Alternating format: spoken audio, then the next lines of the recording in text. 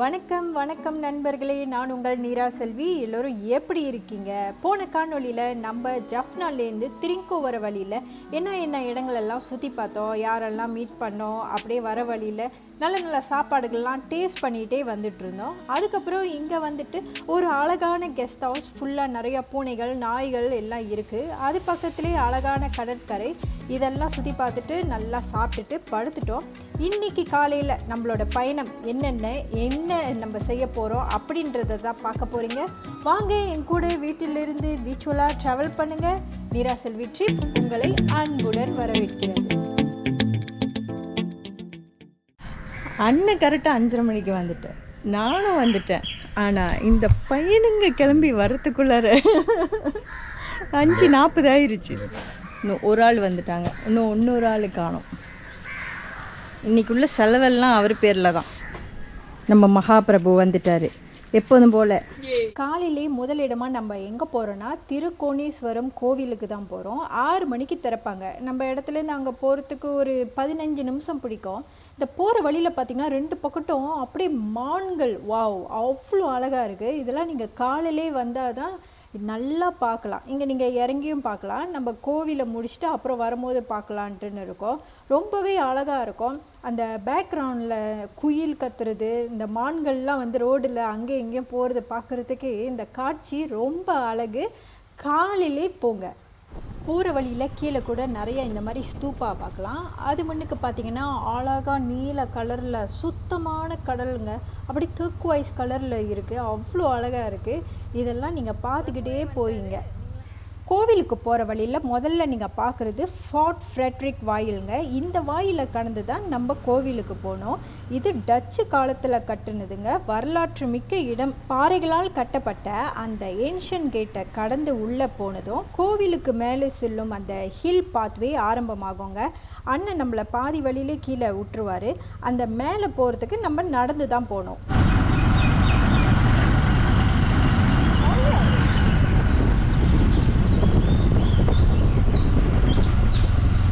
இங்கேருந்து நம்ம மேலே ஏறி போகணும்.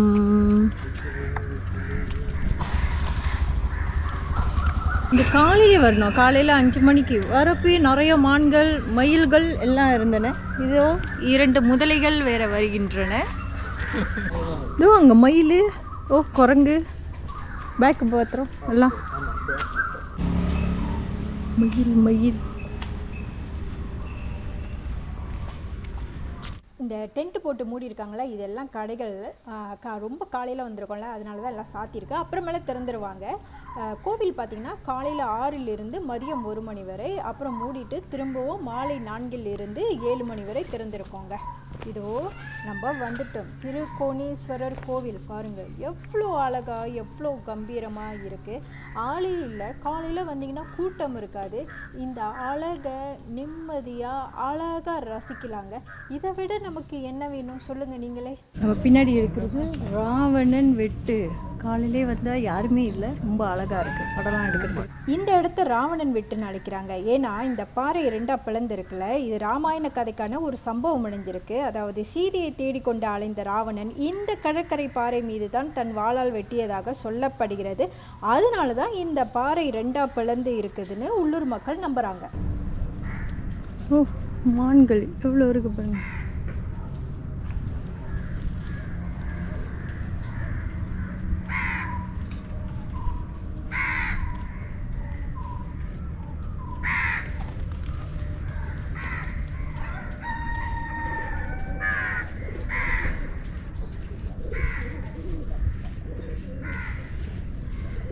எவ்வளோ பெரிய இடம் நீங்களே பார்க்குறீங்களே. முன்னுக்கு அவ்வளோ பெரிய சிலை, அதுக்கு முன்னாடி நந்தி சிலை இருந்தது, சிவலிங்கம். எங்கேயும் நீங்கள் பார்த்தீங்கன்னா சிலைகள் எல்லாம் இருக்குது. அதுக்கப்புறம் நீங்கள் இப்படியே பார்த்துக்கிட்டு போகிறப்ப தான் முன்னுக்கு நுழைவாசல் இருக்கும். அதுதான் கோவிலுங்க. நம்மளுக்கு ஒன்றுமோ அதுதான் முன்னுக்கு இருக்கிற மாதிரி இருக்கும். இல்லை, இதுதான் கோவில், இதுதான் நுழைவாசல். நம்ம வெளியே எல்லாத்தையும் சுற்றி பார்த்துட்டு அதுக்கப்புறம் உள்ளுக்கு போவோங்க. ஏன்னா இன்னும் அழகழகான இடங்கள்லாம் இருக்குது. வெளியே மட்டும் பாருங்கள் எவ்வளோ அழகாக இருக்குது இந்த இடம். அதே அப்பா, கண்ணுக்கு குளிர்ச்சியாக இருக்குதுங்க. கோயில்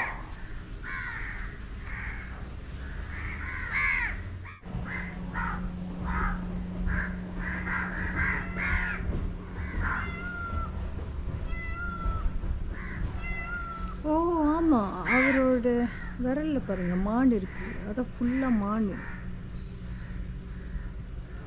இந்த சுவரில் வரைஞ்சிருக்காங்களா வரைபடம் இப்படி தாங்க இருக்குது. சுற்றி கடல், நடுவில் கோவில் இருக்குது. இந்த ஃபீல் தான்.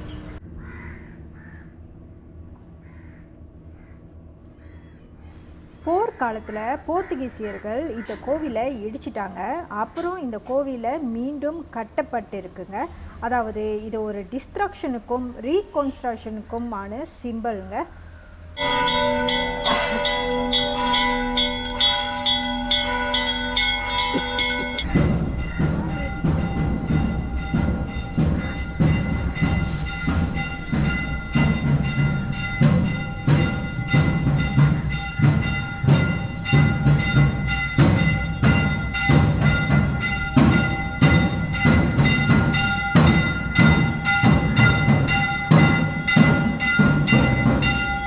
கோவிலோட மெயின் லிங்கத்தை சுயம்பு லிங்கம்னு நம்புகிறாங்க. போர்க்காலத்தில் போர்த்துகீசியர்கள் அந்த காலத்தில் கோவிலை இடிச்சிட்டாங்க. அதுக்கப்புறம் மீண்டும் இந்த கோவில் கட்டப்பட்டு இருக்குங்க. கோவில் உள்ள புகைப்படம் வீடியோ எடுக்கக்கூடாது, ஆனால் நான் அனுமதி கேட்டிருந்தேன். அதனால தான் உங்களுக்கு இந்த இடத்த கவர் பண்ணுறேன். முக்கியமாக இந்த ராவணர் சிலைகள் இதெல்லாம் இங்கே தான் பார்க்க முடியும். அவ்வளோ அழகாக இருக்குது. ராமாயண காட்சிகள் எல்லாத்தையும் சுவரில் அவ்வளோ அழகாக பதிச்சிருக்காங்க. நீங்கள் அப்படியே நிம்மதியாக இந்த கோவிலை சுற்றி பார்க்கலாங்க. நெரிசல் இல்லாமல், கூட்டம் இல்லாமல் இந்த கோவிலோட அழகையும் ஆன்மீகத்தையும் அப்படியே தியானம் செய்கிறதுக்கும் உகந்த இடமுங்க. எனக்கு அதுதான் ஸ்ரீலங்காவில் உள்ள கோவிலில் எனக்கு பிடிச்சிருக்குங்க.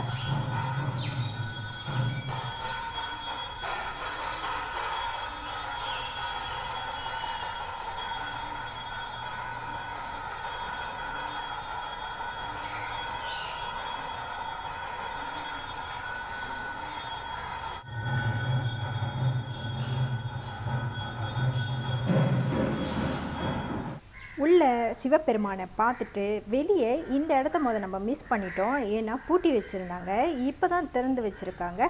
வாங்க இதுக்குள்ளாரையும் போயிட்டு எல்லாம் பார்ப்போம். சின்ன சின்ன சிலைகள் எல்லாம் அவ்வளோ அழகாக அந்த கடலோரத்துலேயே எல்லாத்தையும் கட்டி வச்சுருப்பாங்க. ரொம்ப ரொம்ப நல்லா இருக்குங்க இந்த இடம். மனசுக்கு நிம்மதியாக அந்த கடல் காற்று, அதுவும் காலையில் இந்த சூரிய உதயம்லாம் பார்க்குறதுக்கு அப்பப்போ மனசுக்கு நிம்மதியாக இருக்குது. இலங்கையில் இருக்கிற கோவிலில் இந்த திருக்கோணமலையில் இருக்கிற திருக்கோணேஸ்வரர் கோவில் ரொம்ப ரொம்ப முக்கியமான சிவன் கோயிலுங்க. இந்த கடலையொட்டி பாறைகள் மேலே கட்டப்பட்ட இந்த கோவில் 2000 ஆண்டுகளுக்கும் மேலான வரலாறு கொண்டதாக இங்கே உள்ளவங்க சொல்கிறாங்க. போன வாட்டி நான் ஸ்ரீலங்காவுக்கு வந்தப்போ இந்த ஜஃப்னா, இந்த திருக்கோணேஸ்வரர் கோவிலுக்கெலாம் வர முடியாதனால 2வது வாட்டி நான் கண்டிப்பாக வருவேன்னு நான் சொல்லியிருந்தேன்ல. இப்போ உங்களுக்கு தெரியும் நான் ஏன் அடம் பிடிச்சி 2வது தடவையாக திரும்ப வந்திருக்கேன்னு. இங்கே என்ன இல்லைங்க, அவ்வளோ அழகு கொட்டி கிடக்குதுங்க. எல்லாமே ஸ்ரீலங்காவில் இருக்குது. வருஷம் நான் இங்கே வந்தேன்னா கூட நான் அதிர்ச்சி அடைய மாட்டேங்க. இப்போ நம்ம அப்படியே வெளியே வந்துக்கிட்டு இருக்கோம். இது நம்ம பார்த்தோம்ல ராவணன் வெட்டு, அங்கேயும் பல இந்த மாதிரி அழகான சிலைகள்லாம் வச்சுருக்காங்க. அப்படியே நீங்கள் பார்த்துட்டே வெளியே போயிடலாங்க. வெளியே போனோன்னு நம்ம பார்த்தோம்ல கடைகள்லாம் மூடி இருந்ததில்ல, இப்போ திறந்துருப்பாங்க. வாங்க போய் பார்ப்போம், ஏதாச்சும் வாங்கிட்டு போவோம். வெல்லம் சாப்பிடு பாருங்க. சாப்பிட்டா? ஆமாம், இந்த இதில். ஓ இதா? ஏய் நல்லா சாஃப்டாக இருக்கு. சாப்பிடு பாருங்க. நல்லா இருக்கு. சிவப்பு சந்தனம், சந்தனத்தூள், வெள்ளை சந்தனம், கஸ்தூரி மஞ்சள், குங்குமம் பட்டை, பன்னீர். இங்கே நாங்கள் கொஞ்சம் இந்த கருப்பட்டி வெல்லம் சுத்தமாக தயாரிக்கப்படுறது நானும் சாப்பிட்டு பார்த்தேன். ரொம்ப ருசியாக இருந்தது. அதை நீங்கள் காஃபி டீயில் அப்படியே போட்டு குடிக்கலான்னு சொன்னாங்க. அதை நாங்கள் கொஞ்சம் வாங்கிட்டு எங்களோட பயணத்தை மீண்டும் தொடர்கிறோம். கோயில் விட்டு வெளியே வந்தோடனே கீழே டிக்கெட் கவுண்டர் இருக்கும். டிக்கெட் கவுண்டரில் டிக்கெட் வாங்கிட்டு 2736 3 பேருக்கு. அப்புறம் இந்த ஃபார்ட்டு எல்லாம் அப்படியே சுற்றி பார்த்துட்டு போகலாம். டிக்கெட் வாங்கியாச்சு. இந்த இடத்த நிறைய பேர் மிஸ் பண்ணிடுறாங்க. திருக்கோணேஸ்வரம் கோவிலுக்கு போயிட்டு நேராக கிளம்பிடுறாங்க. நீங்கள் கீழே வரும்போதே பார்க்கலாம், அந்த டிக்கெட் கவுண்டர் மாதிரி ஒன்று இருக்கும். அங்கே டிக்கெட் வாங்கிட்டு நீங்கள் அப்படியே மேலே ஏறி, கைட்லாம் தேவையில்லைங்க, நீங்கள் அப்படியே அந்த பாதை சைன்போர்ட்லாம் போட்டிருப்பாங்க, அப்படியே நீங்கள் போனீங்கன்னா இந்த ஒரு அழகான இடத்த பார்ப்பீங்க. அதுக்கப்புறம் அதுக்குள்ளாரையே இன்னொரு முக்கியமான இடம் இருக்குது. அதுக்கு பேர் தான் லவ்வர்ஸ் லீப் என்று அழைக்கப்படும் ஒரு வியூ பாயிண்ட்ங்க. அங்கே அந்த பாறையின் மேலே நீங்கள் நின்று பார்த்தீங்கன்னா அப்படியே அந்த கடல் அலைகளோட சத்தம், அந்த நீல நிற கடலின் அழகும் அப்படி கண்களை கவருங்க. அதை தான் நாங்கள் பார்க்க போயிட்டுருக்கோம். அந்த காலத்தில் ஒரு கட்டுக்கதை இருக்குது. அதாவது ராஜகுமாரி அவங்களோட காதல் துயரத்தினால இங்கிருந்து குதித்ததாக இங்குள்ள கிராம மக்களுங்க நம்புகிறாங்க. அப்படி ஒரு கதை இருக்குது. அதனால தான் இதனுடைய பேர் லவ் ஸ்லிப்னு அழைக்க ஆரம்பிச்சிருக்காங்க. அப்படியே கோயிலை முடிச்சுட்டு போயிடாதீங்க. இங்கே ஒரு லுக் அட் பாயிண்ட் இருக்குது. காசு கட்டிட்டு வந்து பாருங்கள், அவ்வளோ அழகாக இருக்குது. Very nice. இங்கே பார்த்தீங்கன்னா இன்னொரு ஆக்டிவிட்டி கூட இருக்குது. இந்த கோவிலுக்கு வராதவங்க சில பேர் என்ன பண்ணுவாங்கன்னா, இந்த போட் ரைட்டில் வந்து அந்த கடல்லேருந்து இந்த வியூ எல்லாத்தையும் வந்து பார்ப்பாங்க. அதை தான் நீங்கள் இங்கேருந்து பார்க்குறப்ப தெரியுது. நிறையா போட்டு வந்துக்கிட்டு போயிட்டுருக்கிறது. அதுவும் வந்து நல்லா தான் இருக்கும். உங்களுக்கு என்ன மாதிரி ஆக்டிவிட்டி வேணும் அப்படின்றத நீங்கள் சூஸ் பண்ணிக்கலாம். நாங்கள் அதை செய்யலை. எனக்கு இந்த மாதிரி வந்து சொந்தமாக நடந்து போகிறது எனக்கு பிடிச்சிருக்கு. அதை பாருங்கள், கோவிலும் இங்கேருந்து பார்த்தா தெரியுது. அவங்க 2 பேர்த்தையும் காணோம்.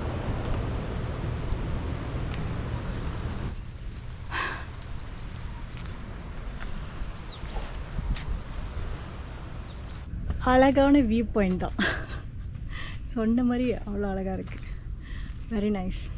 இதனுடைய தனிப்பட்ட நில அமைப்பு காரணமாக இந்த இடம் உலகின் மிகப்பெரிய இயற்கை துறைமுகங்களில் ஒன்றாக கருதப்பட்டிருக்குங்க. கடலோரத்தில் இயற்கையான உருவான வளைகுடாக்கள், மலைகள் போன்றவை கப்பல்களை பருவமழை காற்றிலிருந்து பாதுகாத்திருக்கு. குறிப்பாக மேற்கு நாடுகள் இந்த துறைமுகத்திற்கும் போர் திறன் மற்றும் வர்த்தக முக்கியத்துவத்திற்கும் அதிக கவனம் இந்த இடத்துக்கு கொடுத்துருக்காங்க. அதோட துறைமுகத்தை காப்பதற்காக போர்த்துகீசர்கள், டச்சு மற்றும் பிரிட்டிஷ் இங்கே பல கோட்டைகளை கட்டியிருக்காங்க. அதை தான் இப்போ நம்ம அங்கங்கே பார்த்துக்கிட்டு இருக்கிறோம். எஞ்சி இருக்கிற கட்டிடங்களை தான் நம்ம பார்த்துக்கிட்டு இருக்கோம். இப்போ நம்ம லெஃப்ட் சைடில் பார்த்து முடிச்சிட்டோமா, அடுத்து ரைட் சைட்டுக்கு வந்திருக்கோம். ஏன்னா அங்கேயும் இன்னும் அழகான வியூ பாயிண்ட்லாம் இருக்குது. இந்த இடத்த நீங்கள் பார்க்குறதுக்கே ஆஃப் டே பிடிக்குங்க. கோவிலை மட்டும் பார்த்துட்டு போயிடாதீங்க. மயிலே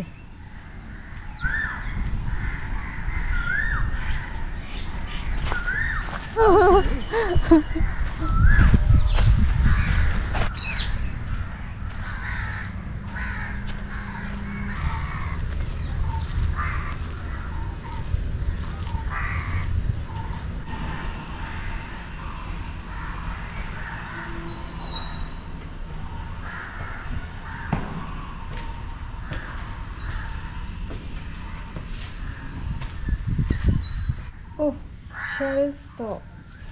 செல்ஃப் களஞ்சியம்.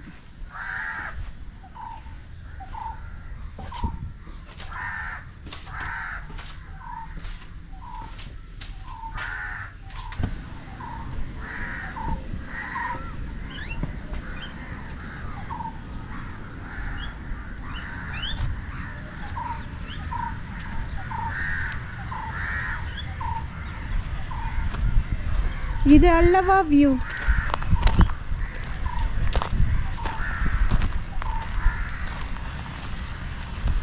பீராங்கி துளை.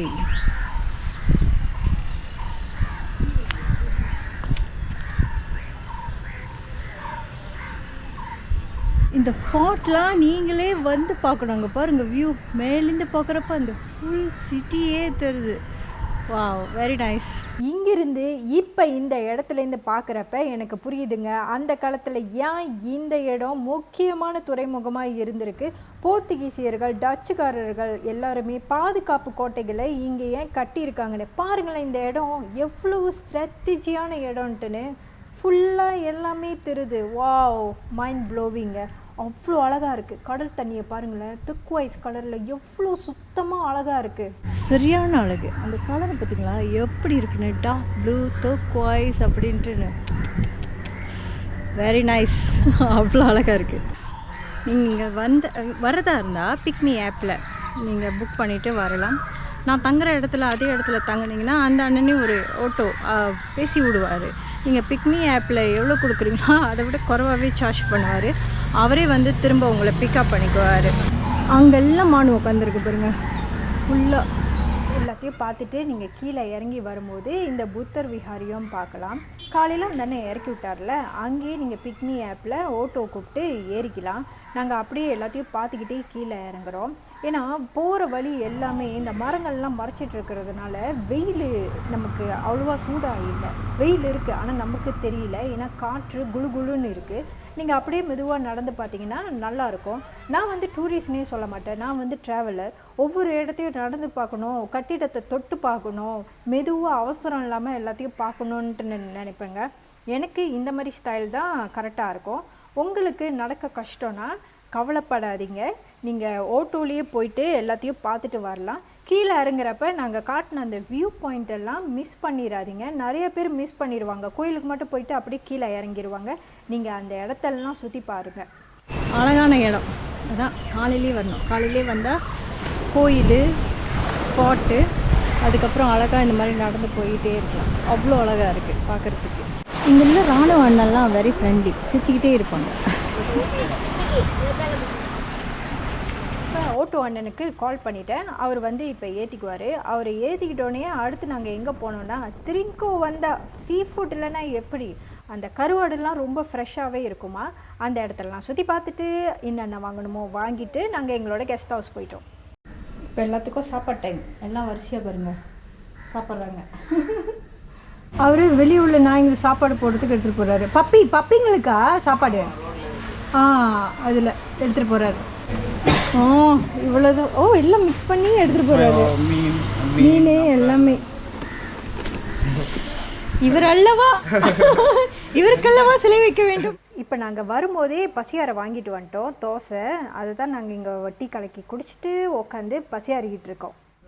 அடுத்து எங்களோட பயணம் மதியம் 2 மணிக்கு ஆரம்பிக்க போது இன்னும் பல இடங்களுக்கு போக போகிறோம். அதுக்கு முன்னே எங்களுக்கு ஒரு முக்கியமான வேலை இருக்குது.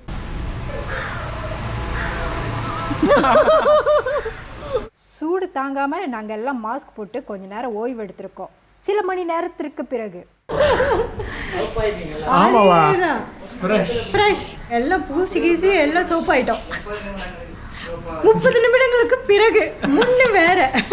அதுதாங்க நான் சொன்ன முக்கியமான வேலை. எங்கள் அழகுக்கு அழகை சேர்த்துட்டு பக்கத்துலேயே பகல் உணவை முடிச்சிடலான்னு பிளான் போட்டு வச்சுருக்கோம். ஆண்டி நல்ல ருசியாக எங்கள் 3 பேருக்கும் சமைச்சு வச்சுருக்காங்க. எல்லாமே வெஜிடேரியன் தாங்க. அதை முடிச்சுட்டு அடுத்த பயணத்துக்கு நாங்கள் ரெடி ஆகணும். அடுத்து நாங்கள் எங்கே போனோன்றத இன்னொரு காணொலியில் நான் உங்களுக்கு விலாவரியாக விளக்குறேன். இப்போதைக்கு இதோட நம்ம காணொலியை முடிச்சிருவோம். இந்த காணொலியை உங்களுக்கு பிடிச்சிருந்து இன்ஃபர்மேட்டிவாக இருந்திருந்தால் மறக்காமல் லைக் பண்ணி, காமெண்ட் பண்ணி, ஷேர் பண்ணுங்கள். நீங்கள் கொடுக்குற உற்சாகத்தில் தாங்க நான் இந்த மாதிரி பல தரமான வீடியோக்களை போட்டுக்கிட்டே இருக்க முடியும். இப்போதைக்கு உங்களிடமிருந்து விடைபெறுவது உங்கள் நீரா செல்வி. பாய்.